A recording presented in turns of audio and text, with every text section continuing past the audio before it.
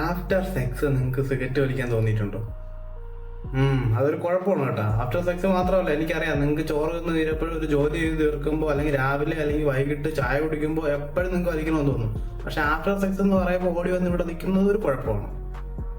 നിങ്ങളിങ്ങനെ ഒരു സ്മോക്കറാണെങ്കിൽ നിങ്ങൾ എത്രയും പെട്ടെന്ന് ക്വിറ്റ് ചെയ്യാൻ ശ്രമിക്കുക. കാര്യം സ്മോക്ക് ചെയ്തുകൊണ്ട് ഇങ്ങനെ മുമ്പോട്ട് കൊണ്ടുപോയിട്ട് നിങ്ങൾക്ക് ഒരു ഉപയോഗമല്ല. നിങ്ങൾക്കും അറിയാതെ വലിക്കുന്ന ചുമ്മാ ഇങ്ങനെ എടുത്ത് വിടുന്ന ഒരു സുഖത്തിന് വേണ്ടിയിട്ടാണ് നിങ്ങൾ വലിക്കുന്നത്. അല്ലാതെ നിങ്ങൾക്ക് പ്രത്യേകിച്ചൊന്നും കിട്ടാനില്ല. പിന്നെ നിക്കോട്ടിന്റെ അഡിക്ഷൻ ആണ്.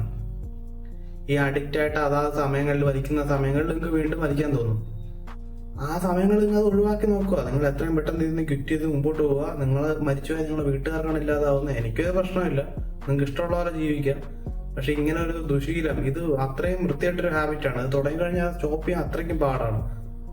എത്രയും പെട്ടെന്ന് സ്റ്റോപ്പ് ചെയ്യാൻ ശ്രമിക്കുക. ഞാൻ എൻ്റെ സ്മോക്കിംഗ് ക്വിറ്റ് ചെയ്തിട്ട് 57ാമത്തെ ദിവസമാണ്. നിങ്ങൾക്ക് എൻ്റെ ജേർണി പങ്കുചേരാം.